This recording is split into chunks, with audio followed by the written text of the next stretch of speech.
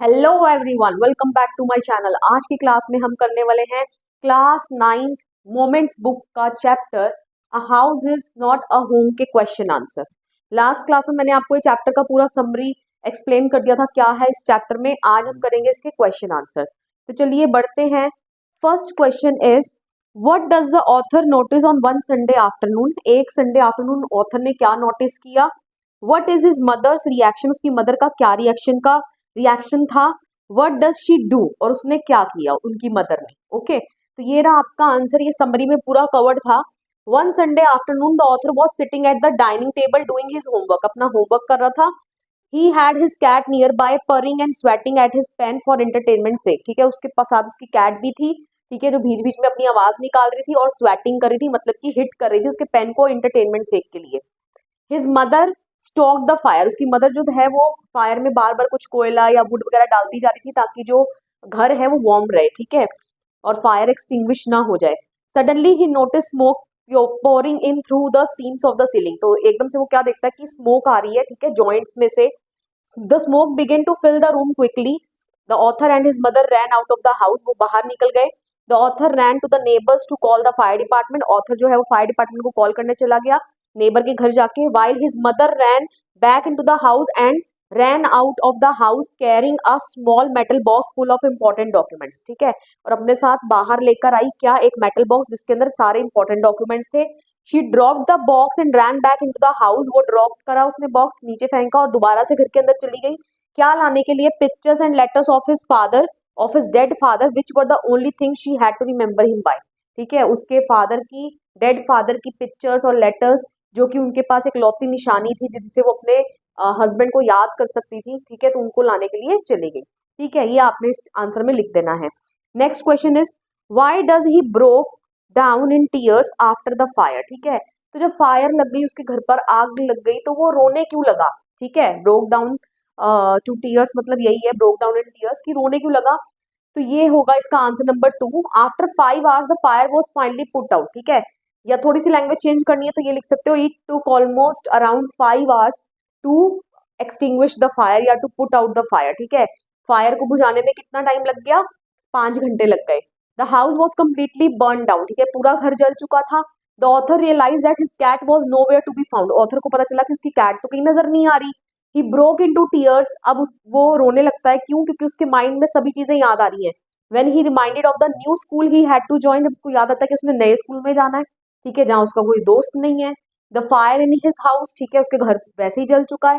And his cat who might have died in the fire, और cat के बारे में वो क्या सोच रहा है कि क्या पता उसकी कैट जो है वो फायर में क्या ना हो गई हो, मर ना गई हो। He had suffered big losses. ठीक है, तो उसने बहुत ज्यादा लॉसेस को क्या करा, सफर कर रहा है वो। ओके, तो यही यही कारण था कि वो रोने लगा। ओके, तो ये आपने आंसर 2 में लिख देना है। Next question is why is the author deeply embarrassed the next day in school. ठीक है, नेक्स्ट डे जब ऑथर स्कूल जाता है, हालांकि वो अपनी मदर को कहता है कि मैं घर पर रुक जाता हूँ, बट उसकी मदर उसको स्कूल भेज देती हैं। तो वो इतना एम्बेरेस्ड क्यों फील कर रहा है। ठीक है, विच words show his fear and insecurity, और बुक में से कुछ वर्ड्स लिखिए जो बता रहे हैं उसका डर और उसकी इनसिक्योरिटी। ठीक है, तो इसका आंसर ये रहा, आंसर नंबर 3। तो आप ये लिखेंगे the next morning author went to his school in the clothes that looked weird. ठीक है, क्योंकि उसने जो कपड़े उस वक्त डाले थे, जिस वक्त आग लगी थी, तो वो उन्हीं कपड़ों में स्कूल चला गया था, और वो कपड़े ऑब्वियसली वियर्ड लग रहे होंगे, अच्छे तो लग नहीं रहे होंगे। तो आपने बस इतना सा लिख देना है। ठीक है, he was wearing the tennis shoes of his aunt. ठीक है, और टेनिस शूज भी उसने अपनी आंट के पहने हुए थे। ही हैड नो बुक्स और homework and his backpack was gone. ठीक है, उसके पास ना कोई किताबें हैं ना कोई होमवर्क है, उसका सारा बैग जो है वो जा चुका है, आग में जल चुका है। He wanted to die because he did not want to grow up like this. ठीक है, और इस पॉइंट ऑफ टाइम पे वो क्या करना चाहता है, मरना चाहता है। क्यों, क्योंकि वो इस तरीके से अपनी लाइफ को आगे अपने आप को बढ़ता नहीं देख सकता। ठीक है, all this made the author feel deeply embarrassed. ठीक है, तो यही सब कारणों के कारण वो बहुत ज्यादा डाउनकास्ट फील करता है। ठीक है, बहुत ज्यादा एम्बेरेस्ड फील करता है। अब कौन से वर्ड से पता चल रहा है, तो बुक से ही वर्ड्स लिखने हैं। वैसे ऐसे क्वेश्चंस आते नहीं है क्योंकि ये लर्न करने पड़ जाते हैं। ठीक है, लेकिन फिर भी हम इसका आंसर डिस्कस कर लेते हैं। The words that show his fear and insecurity are, ये बुक की ही लाइन्स हैं। I did not want to grow up, change और have to handle life if it was going to be this way. ठीक है, अगर मेरी life में बिल्कुल ग्रो नहीं करना चाहता, बढ़ना नहीं चाहता, चेंज नहीं चाहता, अगर मेरी लाइफ इसी तरीके से आगे बढ़ना चाह रही थी तो, ठीक है, या चाह रही है तो, I just wanted to curl up and die, मैं सिर्फ क्या करना चाहता हूँ, मर जाना चाहता हूँ, okay, because he was not able to adapt himself to in his surrounding, ठीक है, वो अपने आप को अडेप्ट नहीं कर पा रहा था, ठीक है, चेंजेस को एक्सेप्ट नहीं कर पा रहा था बहुत इजीली अपनी लाइफ में, okay, so this was all about this answer. Moving on to the next question, the cat and the author are very fond of each other, दोनों ही दूसरे से बहुत प्यार करते थे, ठीक है, how has this been shown in the story, आपको किन तरीके से स्टोरी में बताया गया है, ठीक है, वो आपने लिखना है दोनों के रिलेशनशिप के बारे में। Where was the cat after the fire, ठीक है, एक ही क्वेश्चन में बहुत सारे क्वेश्चन पूछ लिए गए हैं कि आग लगने के बाद कैट कहाँ चली गई थी, हु ब्रिंग्स इट बैक, ठीक है, कौन उसको वापस लेके आया, ओके, तो चलिए देखते हैं क्या है इसका answer. The author and the cat are very fond of each other, ठीक है, ये हमने क्वेश्चन में से ही लाइन उठाई है।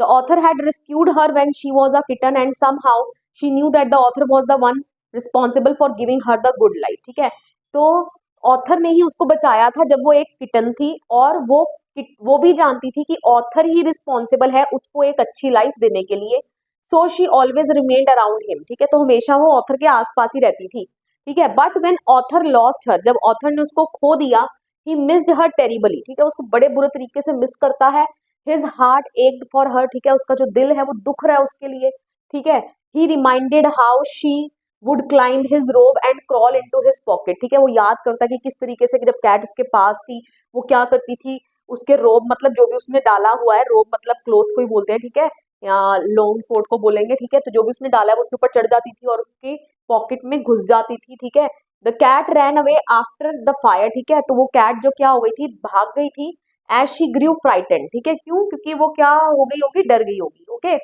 A women brings her back, ठीक है, तो वो एक औरत जो है वो उसको वापस लेकर आती है, ओके, यहाँ आपका इस क्वेश्चन का आंसर कवर हो जाता है।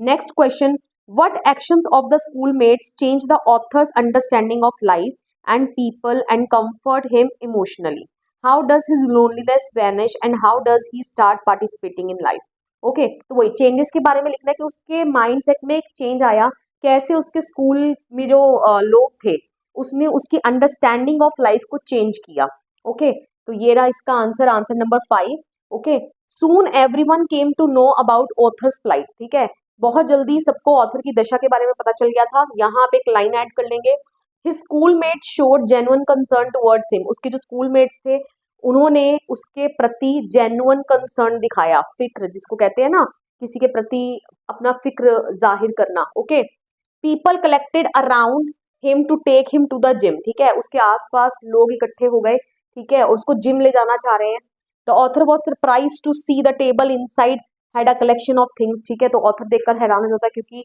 जो जिम रूम में जो द टेबल है उसके ऊपर बहुत सी चीजें रखी हुई हैं, कौन कौन सी थी वो, these were notebooks, clothes, jeans, top, sweatshirts, okay, तो ये सब चीजों को देखकर ही ग्रीव इमोशनल, ठीक है, वो इमोशनल हो जाता है, he felt great relief as people came to see him, ठीक है, उसको बहुत ही ज्यादा सेंस ऑफ रिलीफ फील होता है, क्यों, ठीक है, क्योंकि बहुत सारे लोग उसको मिलने के लिए आ रहे हैं, ठीक है, people who had never spoken to him before were coming to him to introduce themselves, ठीक है, ऐसे लोग जिन्होंने आज से पहले उससे कभी बात ही नहीं की है, इवन वो लोग भी आ रहे हैं और अपने आप को उससे इंट्रोड्यूस करवा रहे हैं, their genuine concern touched his heart, ठीक है, तो इस चीज ने उसके हार्ट को छू लिया, उसके दिल को छू लिया, ही मेड फ्रेंड्स, ठीक है, उस दिन उसने फ्रेंड्स भी बनाए, तो this incident changed his understanding of life and people, और इसी से उसकी लाइफ में माइंडसेट में क्या आया, एक बड़ा बदलाव आया, ओके, इतना लिख दोगे काफी है, तो ये आपका क्वेश्चन नंबर 5 जो है वो कवर हो गया।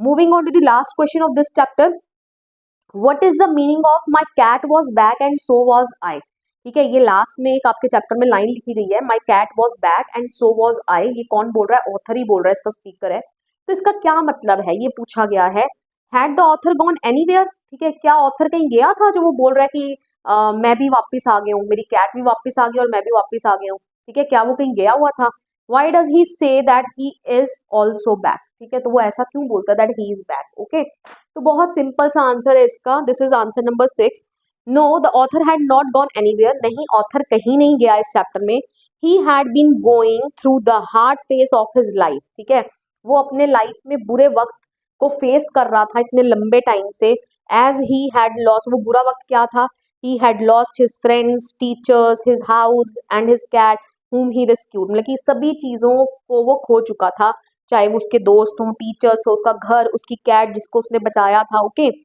The feeling of separation made him feel isolated. ठीक है, जब वो इन सब चीजों से दूर हो गया तो वो आइसोलेटेड फील करने लगा, लोनलीनेस जिसको हम बोलते हैं, अकेलापन फील करने लगा। And that is why he wanted to die, और वो क्या करना चाहता था, मरना चाहता था। But by the end of the story, लेकिन जब हम स्टोरी के एंड पर आ जाते हैं, स्टोरी का अंत होते होते तक, everything came back to normal. ठीक है, सब चीजें उसकी लाइफ में नॉर्मल हो गई। क्या क्या नॉर्मल हुई वो मैंने यहाँ लिखी है आगे। ही हैड मेड फ्रेंड्स, ठीक है, उसके फ्रेंड्स भी बन गए। His house was being rebuilt, ठीक है, उसका घर जो है वो वापस से कंस्ट्रक्शन हो रही है। ठीक है, and luckily he got his cat back too. ठीक है, और लकली उसकी जो कैट भी है वो भी उसके पास वापस आ जाती है। ठीक है, कौन लेके आता है, औरत लेके आती है, खुद नहीं आती। Okay, he was successful in coming out of the feeling of loss. ठीक है, तो वो सक्सेसफुल हो गया किसमें, जो उसके माइंड में एक फीलिंग थी, फीलिंग ऑफ लॉस और ट्रेजेडी, वो उस लॉस वाली फीलिंग से अपने आप को बाहर निकाल पाया। Okay, that is why he said, इसीलिए उसने बोला कि my cat was back and so was I, कि मेरी कैट वापिस आ गई और मैं भी वापिस आ गई हूँ। कहने का मतलब कि पहले जो वो उसके माइंड में नेगेटिव थॉट्स चल रहे थे ना, मरने के बारे में सोच रहा था, लेकिन अब ऐसा कुछ नहीं था। ओके, तो इसीलिए लिखा है my cat was back and so was I. Okay, तो यहाँ हमारे सारे क्वेश्चन आंसर हमने डिस्कस कर लिए। आई होप सो आपको सभी क्वेश्चन आंसर समझ आ गए हैं। वीडियो पसंद आया, वीडियो को लाइक करिए, शेयर करिए, कमेंट करके बताइए वीडियो आपको कैसा लगा, and please don't forget to subscribe my channel. मिलेंगे नेक्स्ट वीडियो में, टिल देन बाय बाय।